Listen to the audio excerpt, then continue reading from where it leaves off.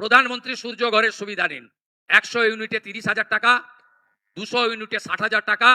থেকে বড় আপডেট, রাজ্য জুড়ে ফ্রিতে বিল দিতে চলেছে পশ্চিমবঙ্গ সরকার। তো এই জন্য রাজ্য জুড়ে চালু হয়ে গেল পিএম মিনিস্টার সূর্যা ঘর যোজনা, অর্থাৎ প্রধানমন্ত্রী সূর্য ঘর যোজনা, মুফত বিল যোজনা। তো আপনারা দেখতেই পাচ্ছেন, আমি অফিসিয়াল ওয়েবসাইটে আছি, আপনাদেরকে দেখিয়ে দেবো।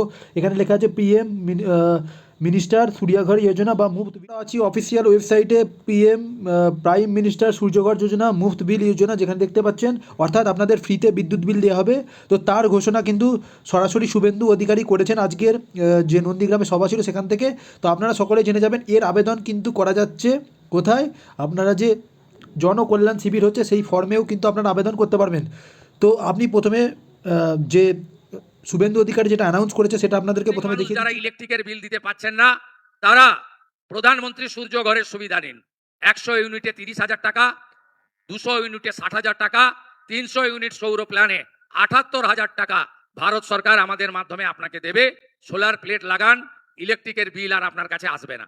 তাই বহুমুখী উন্নয়নের যে সুযোগ কেন্দ্র রাজ্য মিলিয়ে এই জনকল্যাণ শিবির থেকে আমরা দিলাম, এটা আপনারা গ্রহণ করে আগামী দিনে একটি সুন্দর বাংলার সোনার বাংলা, উন্নয়নের বাংলা, বিকাশের বাংলা, প্রগতির বাংলা তৈরি করবেন, এই বিশ্বাস রাখি।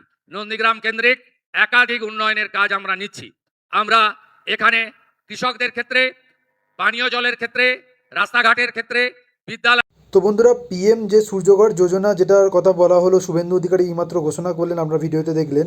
তো এর আবেদন কিন্তু আপনারা জনকল্যাণ শিবির থেকে করতে পারবেন এবং সেখানে গিয়ে আপনারা কিন্তু এর সুবিধা উঠাতে পারবেন।